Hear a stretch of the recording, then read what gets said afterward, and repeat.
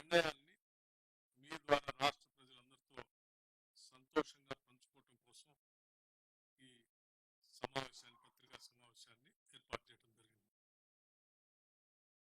అందుబాటులో ఉన్నటువంటి మంత్రులందరితో రాష్ట్ర ముఖ్యమంత్రి వర్యులు శ్రీ రేవంత్ రెడ్డి గారు కూర్చొని ఒక కార్యక్రమాన్ని మేము గతంలో ఏదైతే 4 పథకాలకు సంబంధించి రైతు భరోసా, ఇందిరమ్మ ఆత్మీయ భరోసా, వ్యవసాయ కూలీలకు సంబంధించి, అట్లాగే ఇందిరమ్మ ఇళ్లకు సంబంధించి, రేషన్ కార్డులకు సంబంధించి జనవరి 26వ తారీఖు నాడు మేము లాంఛనంగా ప్రారంభిస్తామని చెప్పి గతంలో కేబినెట్ సమావేశం అయిన తర్వాత ప్రకటించడం జరిగింది. మీ అందరికీ తెలిసిందే. దీనికి సంబంధించి ఇచ్చినటువంటి షెడ్యూల్ ప్రకారం గ్రామ సభలు నిర్వహించి ఆయా గ్రామ సభల్లో ముఖ్యంగా రేషన్ కార్డులకి, ఇందిరమ్మ ఇళ్లకు సంబంధించి అర్హత కలిగిన లబ్ధిదారులందరి దగ్గర నుంచి కూడా అప్లికేషన్లు తీసుకొని వాటన్నిటినీ క్రోడీకరించి ఎలిజిబిలిటీ ఉన్నటువంటి వాళ్ళందరికీ ఇవ్వాలనేదే రాష్ట్ర ప్రభుత్వం యొక్క లక్ష్యం. అందులో భాగంగా మీకు రాష్ట్ర ప్రజలందరికీ కూడా తెలుసు, గ్రామ సభలు నిర్వహిస్తూ ఉన్నాం.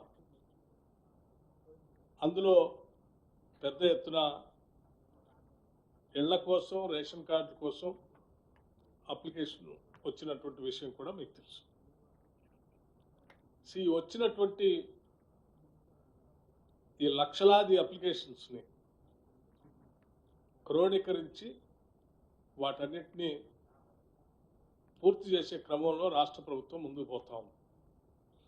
అందులో భాగంగా జనవరి 26 నాడు అత్యంత పరమ పవిత్రమైనటువంటి ప్రజాస్వామ్య భారతదేశానికి భారత రాజ్యాంగాన్ని అమలు తెచ్చుకున్నటువంటి రోజు. అటువంటి పవిత్రమైనటువంటి రోజు రాష్ట్ర ప్రజలకి అంకితమై వారి అభివృద్ధి కోసం రాష్ట్ర ప్రభుత్వం తీసుకున్నటువంటి ఈ కార్యక్రమాలను అమలు చేయాలని, లాంఛనంగా ప్రారంభించాలని గతంలో కేబినెట్ నిర్ణయం చేసి దాన్ని ప్రారంభించడం కోసం రేపు రాష్ట్ర వ్యాప్తంగా చెప్పిన మాట ప్రకారం, ఇచ్చిన వాగ్దానం ప్రకారం రాష్ట్ర వ్యాప్తంగా లాంఛనంగా ప్రారంభోత్సవం చేస్తూ ఉన్నాం. రాష్ట్రంలో ఉన్నటువంటి అన్ని మండలాల్లో మండలానికి ఒక గ్రామాన్ని యూనిట్గా తీసుకొని ఆ గ్రామంలో పూర్తిగా శాచురేషన్ పద్ధతిలో ఈ 4 పథకాలని రేపు పూర్తి చేయబోతా ఉన్నాం.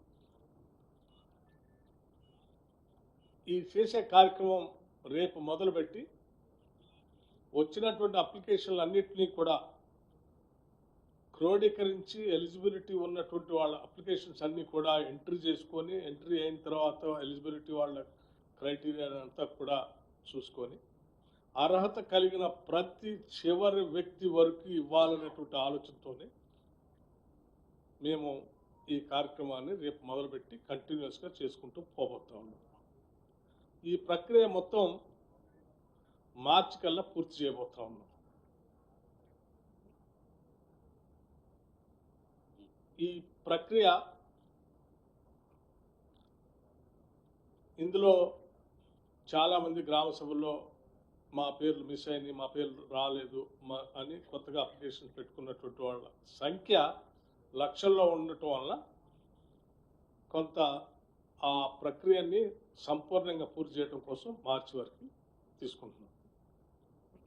రాష్ట్ర ప్రజలందరికీ చెప్పేది ఏంటంటే, ఈ ప్రక్రియలో ఏ ఒక్కళ్ళు కూడా మిగిలిపోరు.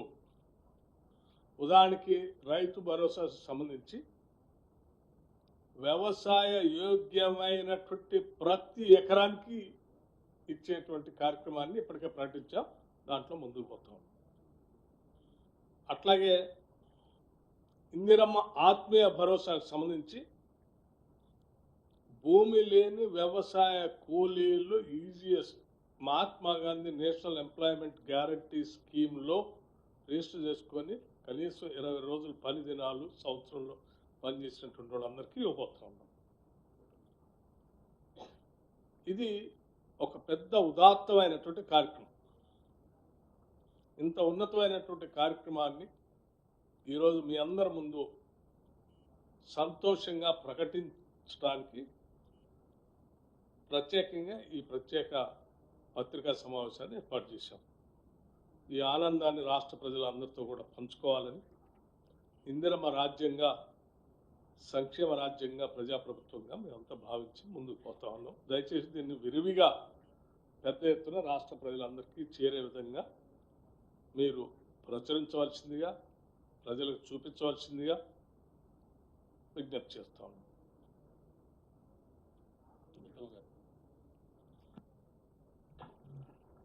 మీడియా మిత్రులకు నమస్కారం.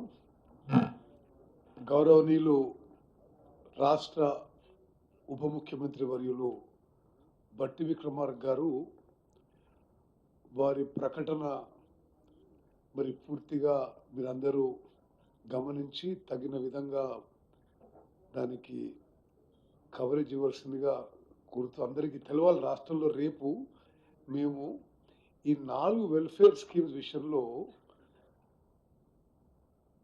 ఒక్కొక్క మండలానికి ఒక్కొక్క గ్రామాన్ని ఎంపిక చేసి ఆ గ్రామంలో రేపు లాంచ్ ప్రోగ్రాం ఉంది. మధ్యాహ్నం 1 గంటకు, మార్నింగ్ 10 నుంచి 11:30 వరకు రిపబ్లిక్ డే ప్రోగ్రామ్స్ చేసుకొని 1 o'clock to 2:30 ఈ వెల్ఫేర్ స్కీమ్స్ లాంచ్ ప్రోగ్రాము రేపు లాంఛనంగా మండలానికి ఒక గ్రామంలో జరగబోతుంది.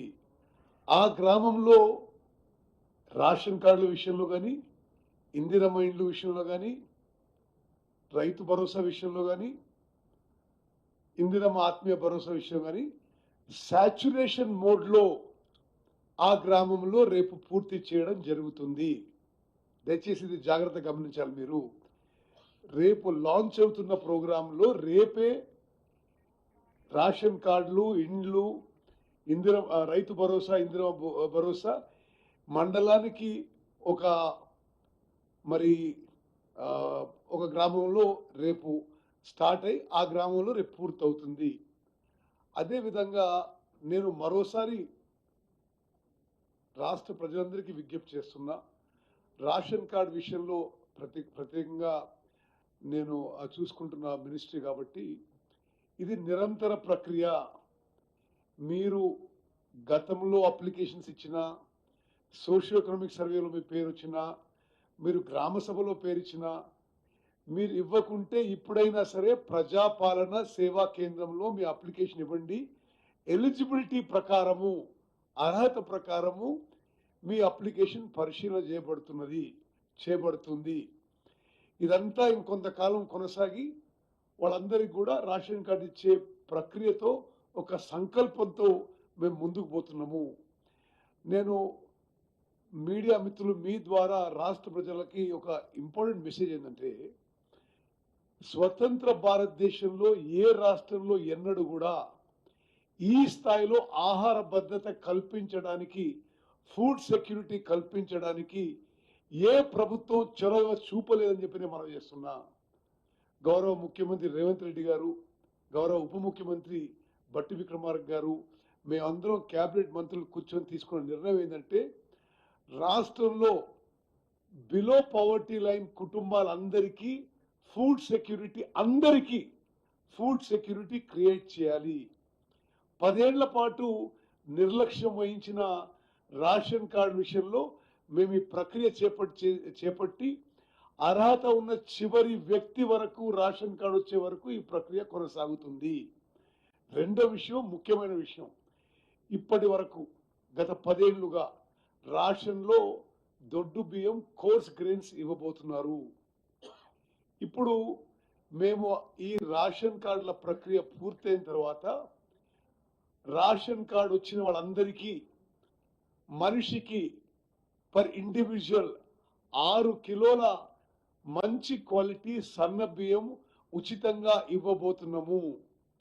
అంటే ఒకసారి మీరు ఆలోచన చేయాలి, రాష్ట్ర జనాభాలో 70 నుంచి 72-73% వరకు అందరికి కూడా నెలకి మంచి క్వాలిటీ మరి సన్న బియ్యం ఈ పీడిఎస్ మేము చేస్తున్న పీడిఎస్ సిస్టంలో ఇవ్వబోతున్నాం. అంటే వాళ్ళు ఎవరికి కూడా బయటికి పోయి ఆహార ధాన్యాలు తినడానికి కొనుక్కో అవసరం లేదు.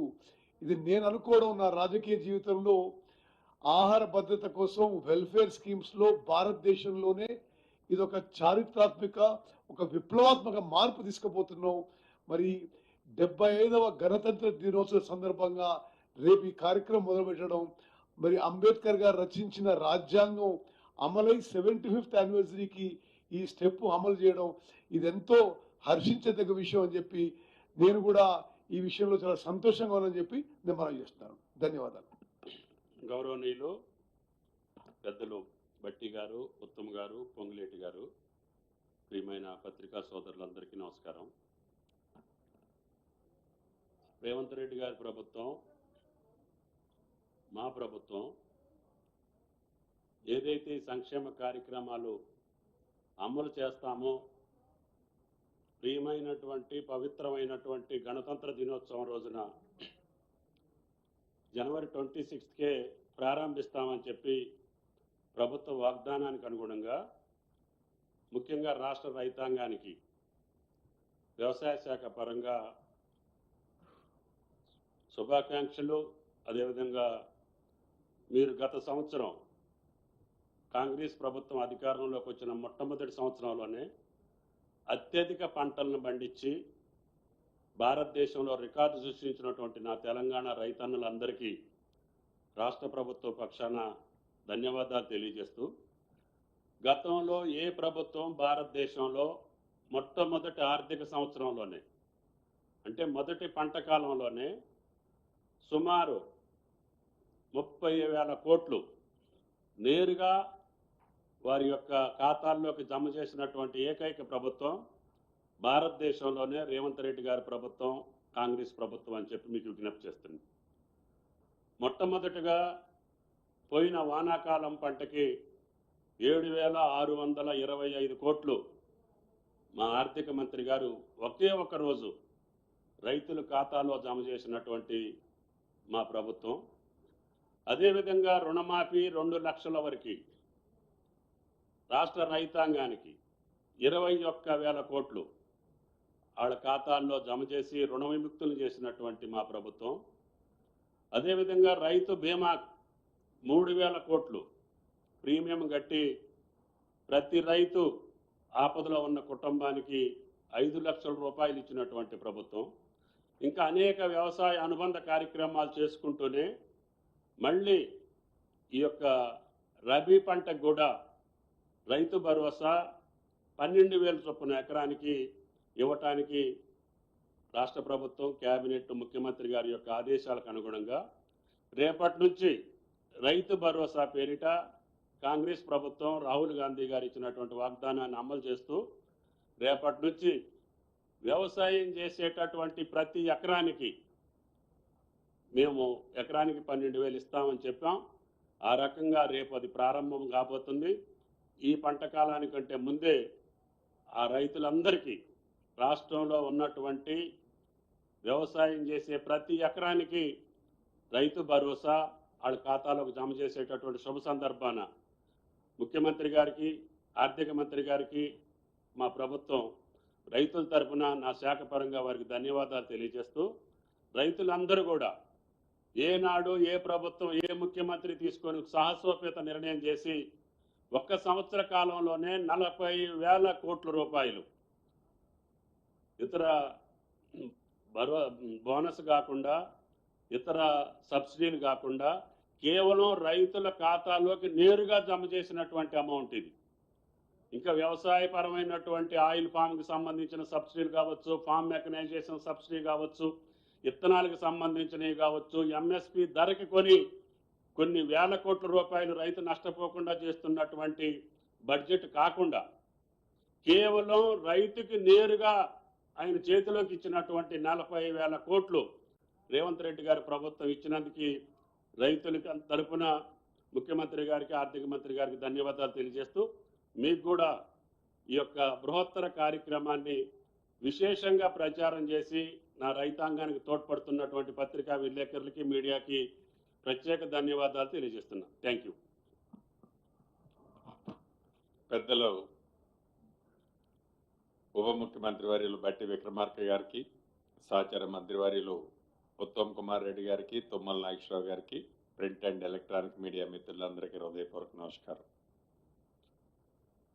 రేపు 75వ గణతంత్ర దినోత్సవ సందర్భంగా గౌరవ ముఖ్యమంత్రి గారు, ఉప ముఖ్యమంత్రి గారు మేమంతా గతంలోనే చెప్పిన విధంగా రాష్ట్ర ఆర్థిక పరిస్థితి బాగలేకపోయినా ఇచ్చిన మాట ప్రకారం మన ఇందిరమ్మ ప్రభుత్వంలో తూచా తప్పకుండా చిత్తశుద్ధితో ఇది ప్రజల ప్రభుత్వం, పేదోడి ప్రభుత్వం అనే విధంగా సంక్షేమ కార్యక్రమాలని చెయ్యాలి అని దృఢ సంకల్పంతో తల తాకట్టు పెట్టైనా పేదవాడికి అండగా ఉండాలి, రైతన్నకి అండగా ఉండాలని మన ప్రభుత్వం ఈ 26వ తారీఖు నాడు పెద్దలు చెప్పినట్లు ప్రతి మండలంలో ఒక గ్రామాన్ని తీసుకొని ఈ 4 స్కీములు అర్హులైన ప్రతి వాళ్ళకి ఇవ్వాలి అనేది నిర్ణయించడం జరిగింది. ప్రధానంగా అందరికీ 26వ తారీఖు రేపే ఇవ్వాలని అనుకున్నాం.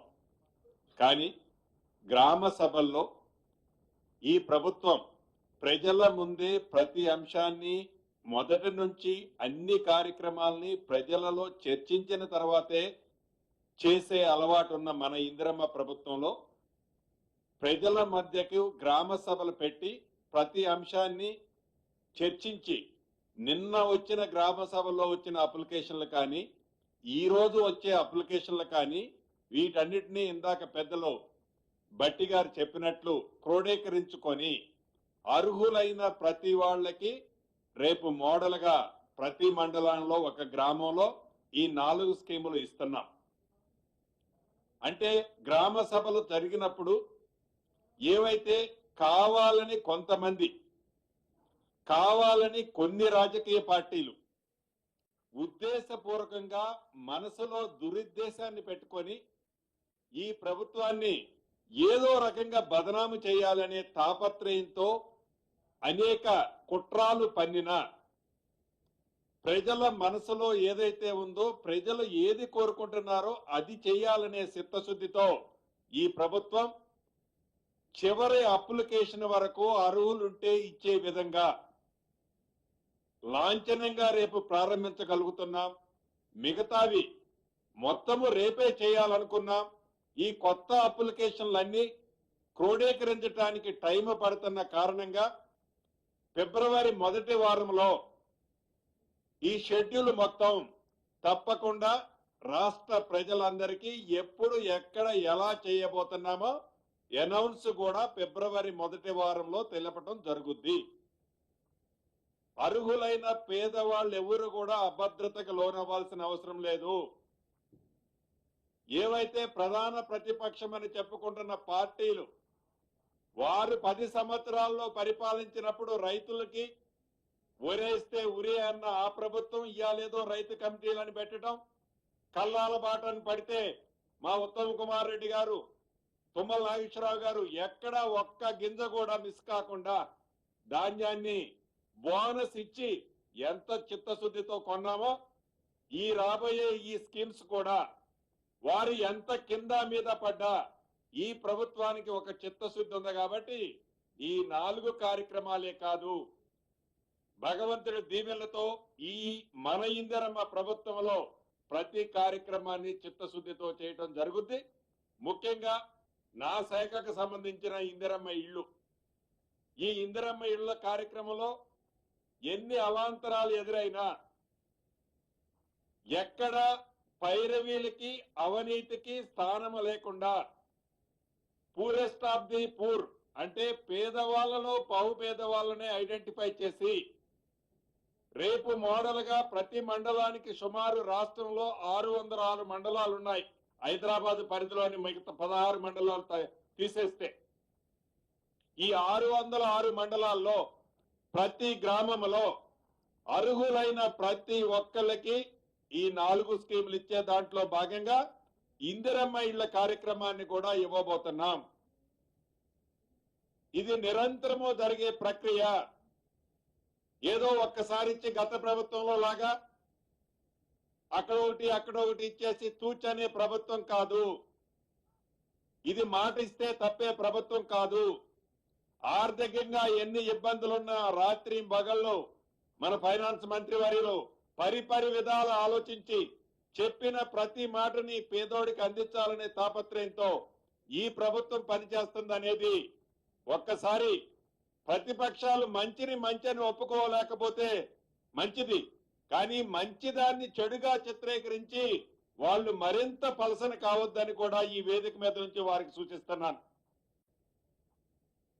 ఇందిరమ్మ ఇళ్ల విషయంలో కూడా నిన్న అప్లికేషన్ ఇచ్చిన వాళ్ళు ఈ పొద్దు అప్లికేషన్ ఇచ్చే వాళ్ళు కూడా అర్హులై ఉంటే రేపొచ్చే లిస్ట్ లో తప్పకుండా వారి పేరు చేర్చబడుతుంది, ఇవ్వబడుతుంది.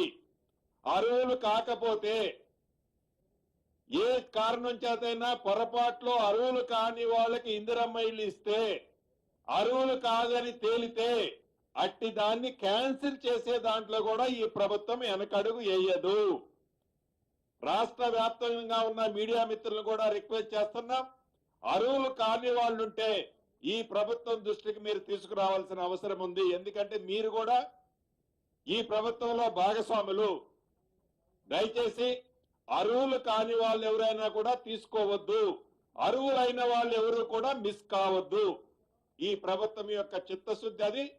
రాష్ట్ర ప్రజలందరికీ ఈ 4 కార్యక్రమాల్లో ఏ రకమైన డౌట్ అవసరం లేదని, ఈ ప్రభుత్వానికి చిత్తశుద్ధితో ఇచ్చిన ప్రతి మాటల్లో భాగంగా ఇటు రైతన్నల్ని అటు పేదవాళ్ళకి భరోసా ఇచ్చే కార్యక్రమంలో ఈ కార్యక్రమాలని ప్రతిష్టాత్మకంగా చేస్తున్నాం. కాబట్టి ప్రతి గ్రామంలో ఇప్పటికే గౌరవ మంత్రులు ముఖ్యమంత్రి గారితో సంప్రదించి బయటకు వచ్చే లోపే విపరీతమైన ఫోన్లు, అన్నాయి మంచి నిర్ణయం తీసుకున్నారు. గబగబా వాళ్ళు ఏదైతే ప్రతిపక్షం వాళ్ళు ఇంక ఈటం లేదు మీరు మాటలే చెప్తున్నారు అనుకుంటూ వస్తున్నారు. నిర్ణయం తీసుకోవడం కంటే నిర్ణయాన్ని ఇంప్లిమెంటేషన్ చేయటం, ఆ చేసే ఇంప్లిమెంటేషన్ లో పేదవాళ్ళకి అందటం ప్రధానమైన ఉద్దేశం. కాబట్టి 2-3 రోజులు లేట్ అయినా పేదవాడికి ఇవ్వాలి, నిజాయితీగా ఇవ్వాలి, ఏ రకంగా పారదర్శకంగా ఇవ్వాలి, అది ఏ రకమైన పైరవీలు లేకుండా ఇవ్వాలని ఈ ప్రభుత్వం ఉంది. కాబట్టి దయచేసి ప్రజలు కూడా అర్థం చేసుకుంటారని, అర్హులైన ప్రతి వాళ్ళకి ఈ అన్ని స్కీములు అర్హులైన వాళ్ళందరికీ అందుతాయని తెలుపుకుంటూ సెలవు తీసుకుంటున్నాను.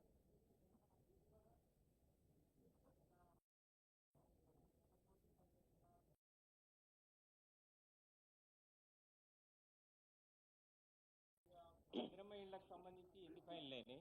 ఓవరాల్ గా 1,10,00,000లకు సంబంధించిన దరఖాస్తులు ఏమైనాయి? మీ పేరు, paper? Sir Ravikumar sir, TV5. Ravikumar గారు, ఇప్పుడే మా రెవెన్యూ మంత్రి గారు డీటెయిల్డ్గా చెప్పారు.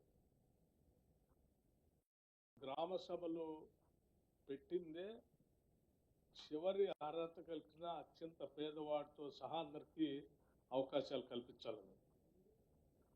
దాంట్లో భాగంగానే నంబర్ ఆఫ్ అప్లికేషన్స్ వచ్చాయి. మీరు చెప్పినట్టు వచ్చిన ప్రతి అప్లికేషన్ని కూడా కంపైల్ చేసి స్క్రూటినైజ్ చేసి ఇవ్వాలనేది మా అందరి లక్ష్యం. ఆ ప్రాసెస్ ఇంకా నడుస్తాం, స్టిల్ గోయింగ్ ఆన్. గ్రామ సభలో పూర్తిగా అయిపోయిన తర్వాత వచ్చిన అప్లికేషన్స్ అన్నిటినీ కూడా కంపైల్ చేసి వాటిలో అర్హత ఉన్నటువంటి ప్రతి చివరి వాడి వరకు కూడా ఇవ్వాలనేది మా లక్ష్యం. Total there is no ceiling, nothing on saturation. అమ్మా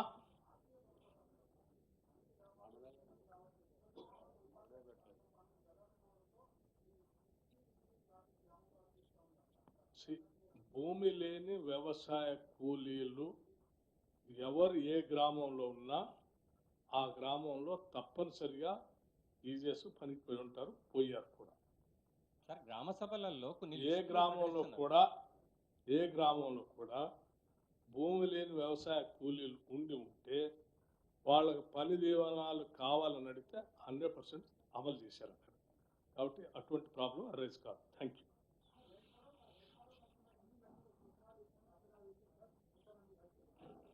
చెప్పాం కదా, సాచురేషన్ ప్రతి విలేజ్లో సాచురేషన్ చేసేస్తున్నాం.